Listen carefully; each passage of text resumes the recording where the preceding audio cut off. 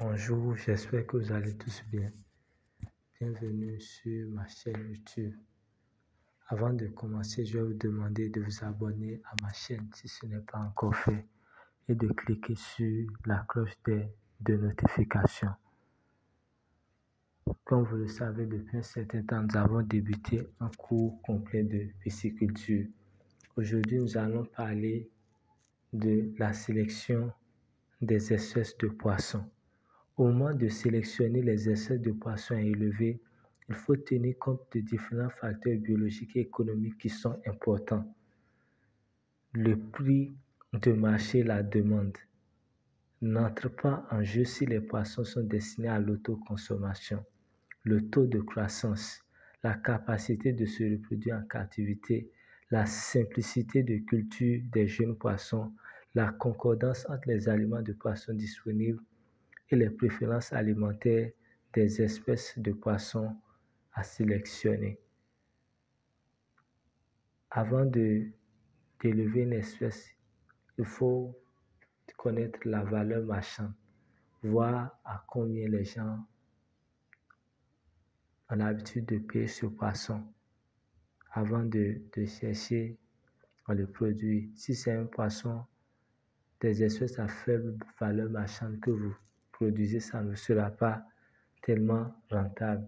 Il faut aussi connaître le taux de croissance de l'espèce. Parce que si vous voulez élever des espèces, naturellement, vous allez leur apporter de l'aliment. Et l'alimentation a un coût. Donc, si les espèces que vous élevez n'ont pas une croissance rapide, ça ne vous sera pas bénéfique. Il faut aussi choisir des espèces qui peuvent se reproduire facilement en captivité.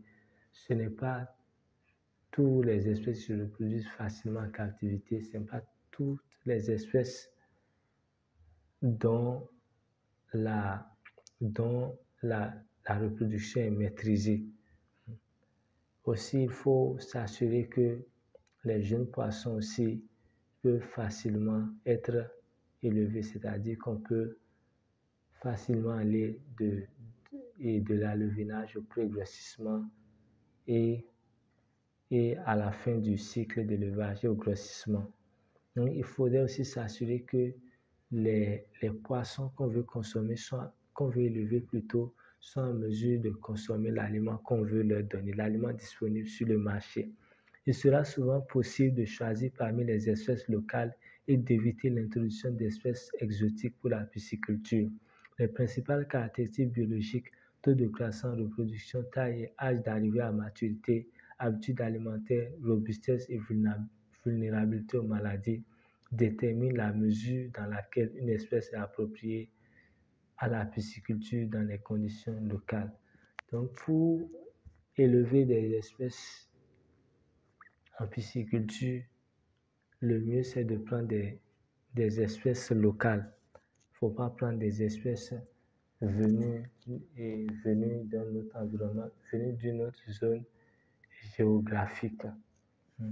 Déjà que si les performances zootechniques sont assez bonnes et que l'espèce à élever est consommée, est prisée dans le milieu, donc il n'y a pas trop de soucis. Certaines espèces à croissance lente sont prises en considération pour la pisciculture étant donné leur prix de marché, mais il est souvent difficile de rendre l'exploitation rentable. C'est un atout lorsqu'un poisson atteint la taille commercialisable avant d'arriver à maturité, puisqu'ainsi la majeure partie des éléments est utilisée pour entretenir le développement des muscles plutôt que la reproduction. Toutefois, la maturité précoce assure un accès plus facile aux jeunes poissons. Dans certains milieux, des gens choisissent d'élever des poissons qui n'ont pas une croissance rapide parce qu'ils sont prisés sur le marché, parce qu'ils ont un prix élevé sur le marché.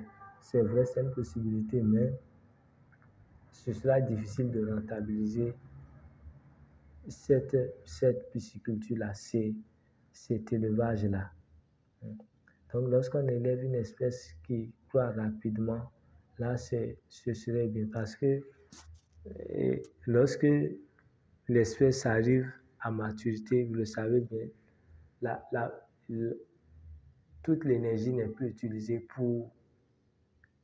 pour la croissance, mais une partie est utilisée pour la reproduction. Mais lorsque les jeunes poissons n'ont pas encore atteint l'âge de maturité sexuelle, tout l'aliment que vous leur donnez est utilisé pour la croissance. Les poissons connaissent les phases de développement suivantes.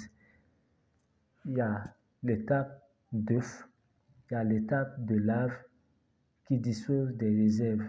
Donc, les larves n'ont pas besoin d'aliments. Il y a l'étape de feuilletin. Les réserves de la vésicule vitelline sont épuisées. Les aliments externes sont maintenant requis. Donc, lorsqu'on parle de l'étape de feuilletin, c'est-à-dire c'est à l'étape où la vésicule vitelline a déjà été résorbée. Il y a l'étape d'alevain. L'alevain est un jeune poisson plus âgé que le feuilletin, mais n'ayant pas encore atteint une année, ayant environ la longueur d'un doigt. Donc, un alevain a dépassé l'étape de feuilletin, il a au moins la longueur d'un doigt. Il n'a pas encore fait aussi une année. Il y a aussi les poissons juvéniles. Un poisson juvénile est un poisson qui n'est pas encore mature. Après ça, on a les adultes. Les poissons adultes sont des poissons en mesure de se reproduire.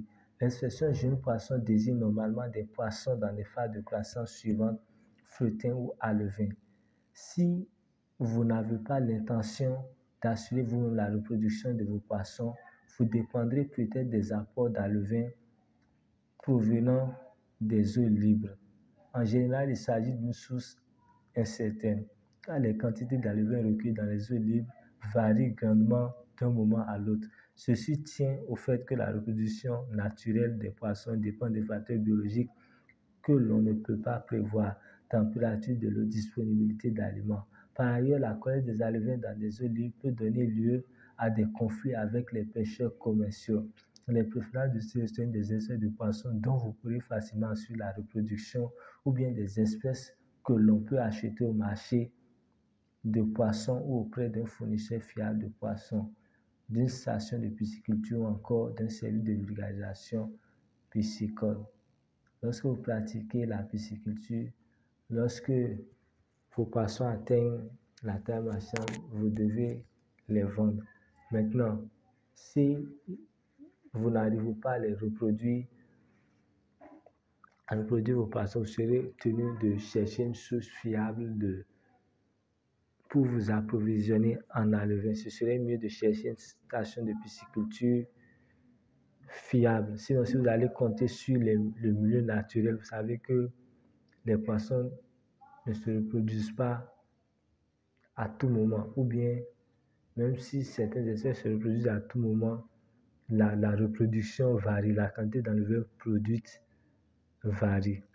Dans la pisciculture, les frais d'alimentation représentent généralement la part la plus importante du total du coût de production. Il est donc préférable d'opter pour des espèces de poissons qui mangent des plantes herbivores ou des espèces qui mangent des plantes et des animaux, des omnivores, car celles-ci se nourrissent des ressources alimentaires naturelles présentes dans les temps. Pour ces espèces, les frais d'alimentation seront relativement bas. Par contre, les espèces de poissons carnivores requièrent un régime alimentaire contenant beaucoup de protéines et leur production sera donc plus coûteuse.